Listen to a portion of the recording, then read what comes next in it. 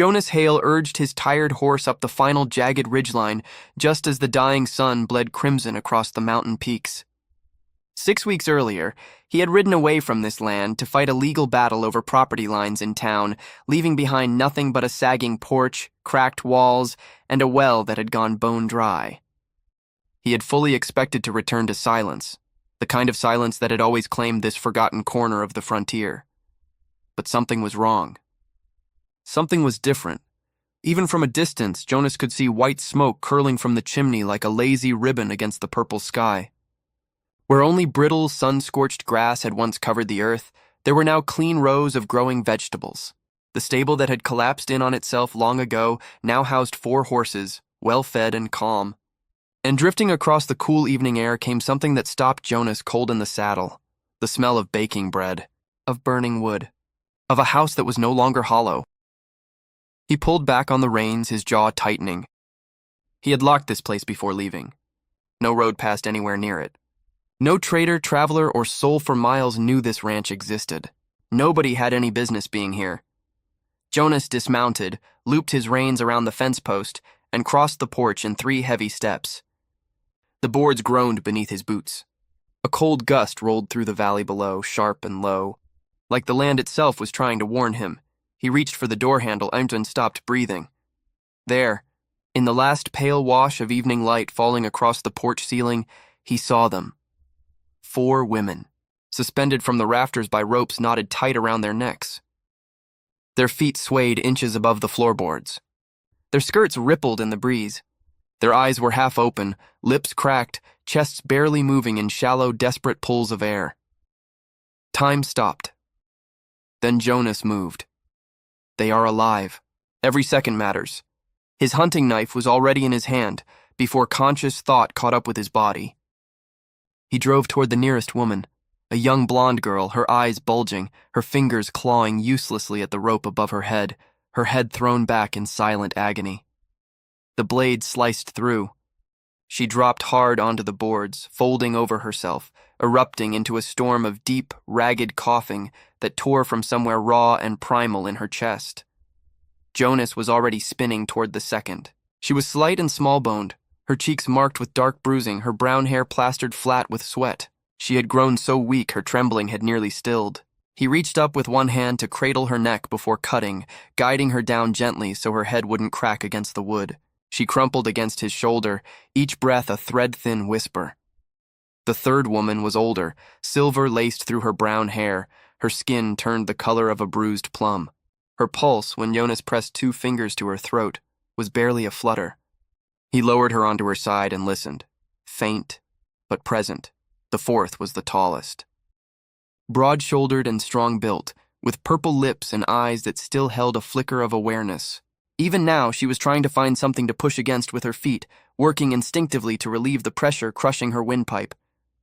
When the rope fell away, she lurched backward until her spine hit the porch post. Her hands came up and shaking but raised in defense. "Don't!" Her voice came out shredded, barely a sound at all. "Don't you touch me." Jonas stepped back, both palms open and raised. "Easy, I cut you down. All of you. You're safe." The older woman on the ground turned her head with enormous effort. Her voice was barely wind. "He's not the one who did this." The tall woman studied Jonas for a long, agonizing moment. Then slowly her arms dropped. Jonas crouched beside them. "Who did this to you? And why?" The 4 women looked at one another, a shared glance loaded with something too heavy and too complicated to put into words quickly. The blonde girl, Clara, pressed a hand to her own throat and tried to speak.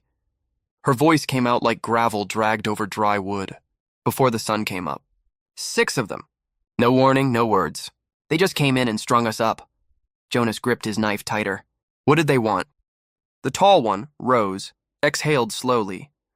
They said we were hiding something. Something that belonged to them. She swallowed painfully. We had nothing. We are nothing to these people. But they wouldn't listen. The small one, Maybelle, wrapped her arms around herself. One of them kept saying, "It's in this house. We know you put it here." But we'd never even set foot on this property before 3 days ago. Jonas stood and moved to the doorway, scanning the darkness gathering over the valley. The temperature was dropping fast and the wind was picking up direction. A bad sign out here. He turned back to the women. We're going inside now, all of you. They may not be finished. Rose lifted her gaze to meet his, her voice stripped of everything but truth. If they come back, there won't be any survivors. You understand that? Jonas looked out at the darkening ridgeline, then back at the 4 battered women on his porch. Then we make sure we're ready when they do. Inside, Jonas stoked the hearth until flames pushed back the shadows. The 4 women huddled near the fire, close together, watchful as cornered deer. Even with the warmth, the room held a chill that had nothing to do with temperature. The older woman straightened herself as best she could. The rope marks around her throat were livid and swollen. "Grace Shaw," she said, accepting the tin cup of water Jonas offered. "We're not criminals. We're not running from the law. We just needed shelter before winter closed in." Clara pulled her knees to her chest. "Everyone we asked said this ranch had been abandoned for years. Nobody. No deed holder, no caretaker. Nothing. I bought it 2 months ago," Jonas said flatly. A beat of silence. 3 days ago, Rose said carefully, watching him, "we found the gate open. The well was dry, the roof was leaking, and the stove was stone cold. But 4 walls and a roof is 4 walls and a roof when you have nowhere else to go." Mabel turned a torn piece of cloth over in her hands. "We started fixing things, planting what we could. We weren't stealing. We were trying to survive." Jonas studied them. He couldn't be entirely certain of their story yet, but the fear in their eyes wasn't performed. It was the kind that lives in the body, not the expression. 6 men, he said. Before dawn. No explanation. They just assumed you knew where something was hidden. Grace nodded slowly. One of them, the one in charge, he walked through every room, knocked on walls, pulled up floorboards. When he didn't find what he wanted, he had his men drag us to the porch. As a message, Rose said bitterly, or as entertainment. Jonas pulled his coat back on and moved toward the door. Stay here. Bar the windows if you can. I need to look at something. Outside, the stars had taken over from the vanished sun. Jonas moved in a slow, deliberate circle around the property, reading the ground the way old trackers had taught him, patiently, without assumptions. 6 riders. The hoofprints were measured and deep, evenly distributed. The horses of trained men who kept formation even in open country. No stumbling, no erratic spacing. These weren't outlaws acting on impulse. Near the back wall, boot prints cut sharply into the earth. Heavy, military-grade soles, the kind worn by men who had once carried government authority. Jonas had seen that tread pattern before, years ago, on border enforcement details. At the root cellar, the hatch had been cut open, not bashed in, but cut. One clean axe stroke to the latch, efficient, practiced. He descended. The air below was damp and cold. A torch had burned itself nearly to nothing on a wall bracket. In the far corner, the dirt floor had been disturbed, scratched, probed, turned over in careful sections. Whatever had been stored by the previous owner was still here, scattered but untouched. These men hadn't been hungry, hadn't been thieves. They were looking for one specific thing. Jonas knelt at the far corner near the base of the stone wall. The dust there had been brushed away deliberately, revealing something carved into the packed earth with the tip of a blade, a triangle. Bisected by a single clean line through its center, his blood went cold. He knew that mark. One organization used it. One only. The Blood Riders, mercenaries for hire, feared across 4 territories, silent as smoke and twice as suffocating. They operated on contracts. They answered to no law, no county, no court, and they answered to one man. Silas Kern. A name Jonas had told himself was dead. A name he had buried in his memory 3 years ago on the day a collapsed mine shaft on the eastern border had swallowed a column of men whole, himself barely surviving. If Silas was alive, and the evidence carved into this cellar floor said he was, then whatever had once been in this ranch was no minor matter. Rose appeared at the top of the stairs, clutching her shawl around her shoulders. What is it? Jonas stood, his voice controlled. It wasn't you. Whatever these men came looking for, you didn't bring it here. It was here before you arrived. Before I arrived, then what is it? Rose pressed. I don't know yet. But the man looking for it? Jonas paused. He won't stop. Not for you, not for me, not for any threat we can make. Rose descended 2 steps, her eyes direct and unsettling in their steadiness. Then what do we do? Jonas looked at the carved symbol once more, then up at Rose. We prepare. And we do it tonight. He found the box in the far left corner, partially buried beneath a thin drift of settled soil. Small, square iron construction, heavy for its size. He shook it. Hollow, empty. The latch had been rusted open long ago. Years, not weeks. Whatever had been inside was gone, but the lid carried a faint engraving along the edge, scratched by hand rather than stamped by machine. Property of S.K. Jonas stood there for a long moment, the box in his hands, the silence of the cellar pressing in around him. Then, beneath where the box had rested, he found a scrap of paper, ripped unevenly as if torn from a larger sheet in haste. The handwriting was rough, urgent, the pen pressed hard enough to leave grooves in the paper. Must not fall into the hands of Silas Kern. Jonas read it twice, then a third time. He climbed out of the cellar to find all 4 women waiting at the entrance, their faces pale and searching. He handed the note to Grace. She read it. The color left her face entirely. Silas Kern, she said quietly. I know that name. Former Border Patrol commander. Removed from service. There were rumors. Prisoners who died in custody. Witnesses who vanished before they could testify. He didn't die with his reputation, Jonas said. He's the one who sent those 6 men. Clara wrapped her arms around herself. So we were never the targets. He thought we had taken something from this house. He thought the box was still here, Jonas said, or that whoever was living in this ranch had hidden what used to be inside it. Rose straightened her spine, despite everything. And what was inside it? Jonas set the empty box on the table. The firelight caught the engraving on the lid. Whatever it was, the previous owner of this ranch died protecting it. And Silas Kern has spent years trying to bury it. Mabel pressed both hands flat against her heart. We almost died for something that was never ours. You almost died, Jonas said, his voice heavy and exact. Because one man is terrified of the truth catching up to him. He looked toward the dark window, and he'll be back before morning. The wind shifted just after midnight, that telltale western gust that carries dust in long red ribbons ahead of riders. Jonas felt it before he heard anything. Then came the hooves, 1 horse, then 3, then 6. Slow and deliberate, unhurried, the sound of men who expected no resistance. Cellar, Jonas said, already moving. All 4 of you, now. Grace rose immediately. Clara followed. Mabel caught Mabel's hand and pulled her toward the hatch. Rose paused at the top of the cellar stairs, her eyes on Jonas. 1 man against 6. I'm not fighting them, Jonas said, checking the Winchester's chamber. I'm redirecting them. Something shifted in Rose's expression. A decision. She descended without another word, and Jonas lowered the hatch above her. He stepped out onto the porch. 6 shapes materialized from the darkness at the base of the slope. Long coats, faces wrapped, riding in formation. At the center, unmistakable even in the dark, Silas Kern pulled his horse to a stop 10 yards from the porch steps. He reached up and pulled the scarf from his face. The moonlight found his eyes, pale gray, flat, and cold as winter iron. A scar ran across his jaw that Jonas didn't remember from before. Jonas Hale. His voice was like gravel poured slowly over stone.